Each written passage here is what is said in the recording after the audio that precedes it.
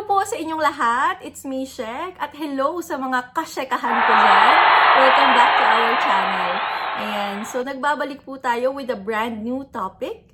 At sa video po na to, isi-share ko sa inyo ang mga observations and experiences ko dito sa Japan pagdating sa usaping pera. Ayan. So, if you're interested in this topic, please keep on watching. Kung hindi naman, you may skip this video at baka mas may mga interesting na mga videos ako dito sa channel na magustuhan nyo. Also, kung hindi pa po kayo nakasubscribe dito sa channel namin, don't forget to click subscribe at turn on the notification bell para updated po kayo sa bawat upload namin at live stream. Ayan, malapit na pong bumalik ang ating Japanese language tutorial. Yes! So, stay tuned. At kung nagustuhan nyo tong video na to o may napulot kayo na bagong kaalaman, don't forget to click the like button and i-share nyo na din sa Facebook page nyo. Ayan, para makita rin ng mga friends nyo. So, without further ado, let's start!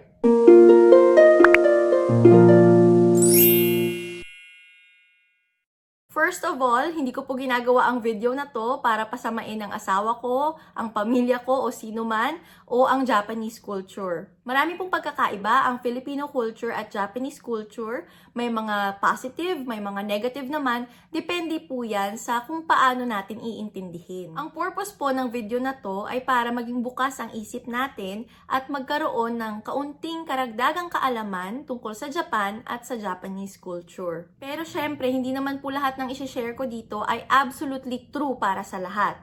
Siyempre po, iba-iba po ang mga tao, iba't iba ang personalities, iba't iba rin ang mga uri ng pamumuhay o lifestyle.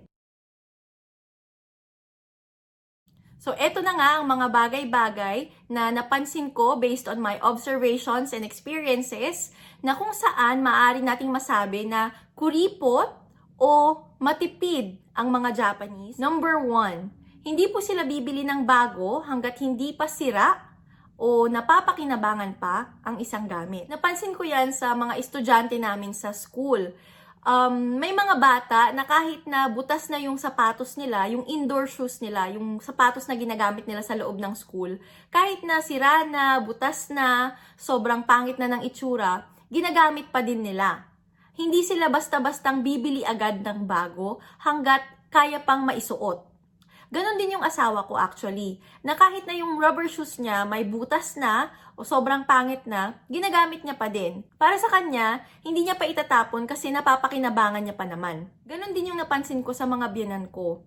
Sa bahay ng biyenan ko, may mga gamit sila na magaganda pa at may mga gamit naman sila na parang ilang taon ko nang nakita doon na ganon na yung kondisyon nila simula nung nakita ko sila nung umpisa.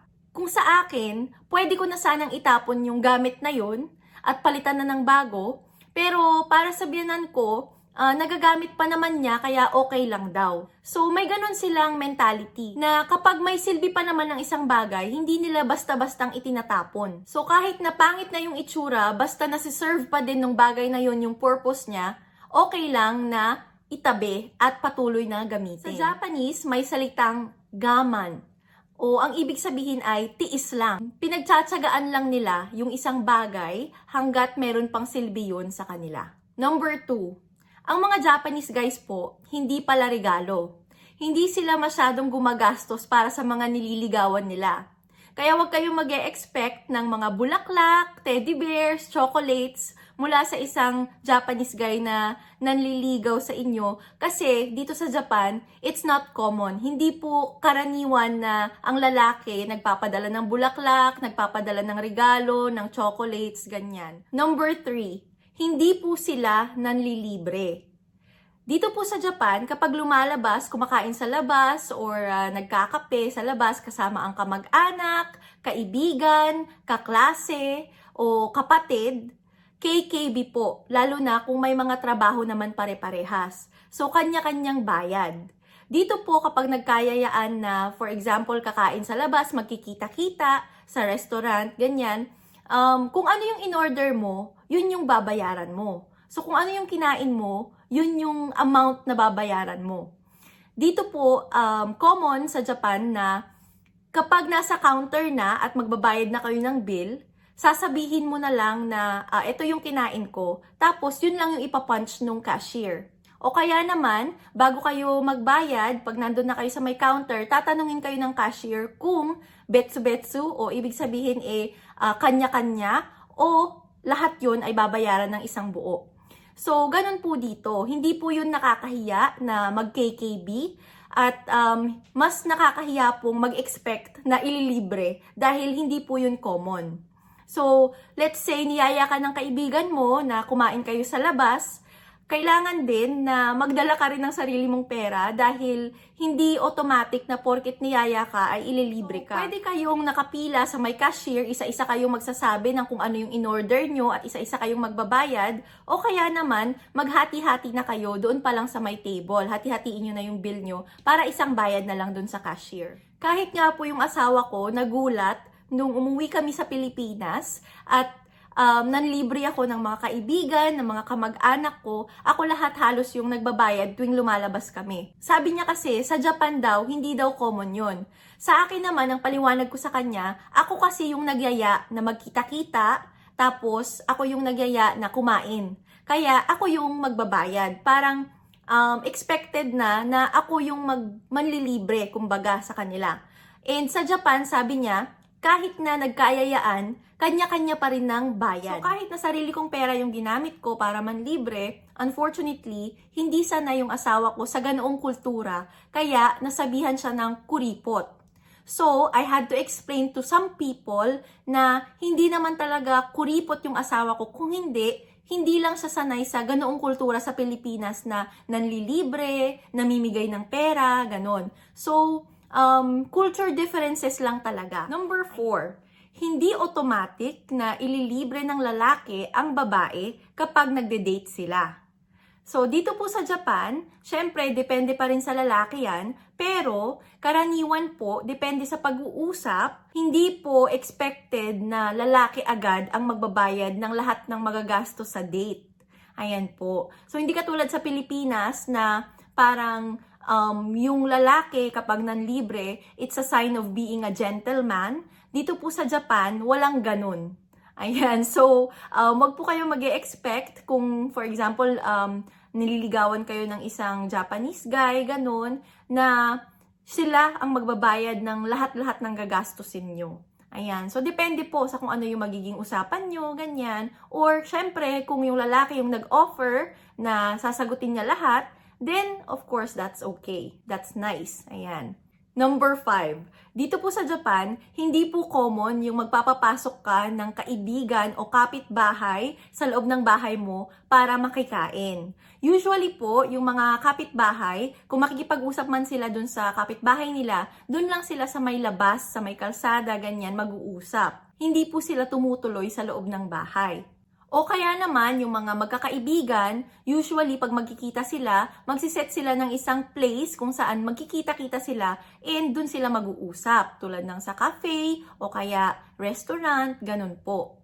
Ayun, hindi po pangkaraniwan na tatawag yung friend tapos pupunta siya dun sa bahay ng isang niyang friend and then kumbaga i-entertain siya or pagsisilbihan siya ng friend niya doon sa bahay, ganun. Hindi po pangkaraniwan yun dito. Siguro doon din pumapasok yung pagpapahalaga ng mga Japanese sa privacy nila. So syempre, yung bahay, private place na yan, kaya hindi pwedeng basta-basta na lang makakapasok yung mga kapitbahay o kaya yung mga friends ng wala namang okasyon. Number 6, hindi sila nagbe-birthday party.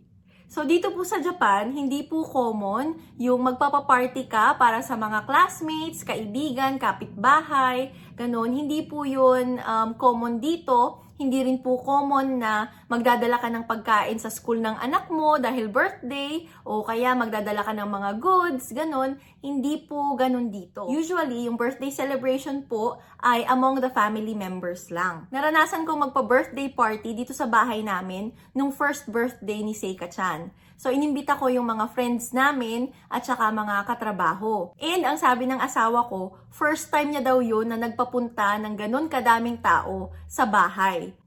Yung mga in-invite ko kasi is mga foreign teachers, tapos mga Japanese, tapos mga friends din namin na foreigners and Japanese. So, para sa kanya, medyo na culture shock pa siya. Isa pa sa mga napansin ko sa mga Japanese, especially sa mga in-laws ko, ayaw nila ng mumurahin. So, they value quality over quantity. So, okay lang sa kanila na gumastos ng medyo mas malaki compared sa karaniwan kung much better quality naman ng product or service yung makukuha nila. Mapapansin nyo din yan sa mga pagkain nila. So, dito, hindi malalaki yung servings. Minsan nga, tagkukonti lang, pero magaganda yung presentation at saka syempre yung lasa or quality. So, ayan na nga po yung mga observations at mga experiences ko sa Japanese culture na may kinalaman sa pera. Ang pagiging kuripot po shouldn't be taken negatively agad-agad. Kasi may mga differences in culture, hindi natin alam kung ano yung mga kultura sa ibang bansa, the same way na baka hindi rin alam ng mga foreigners kung ano yung kultura sa Pilipinas. Maraming salamat po sa panonood. Sana po may bago kayong natutunan tungkol sa Japanese culture sa video na to. Kung nagustuhan niyo po ang video na to, syempre, like this video and of course, share nyo na din po. Don't forget to subscribe kung di nyo pa po nagagawa and click the notification bell para updated kayo lagi sa mga uploads at live stream. Thank you so much for watching. Have a good day. Bye-bye.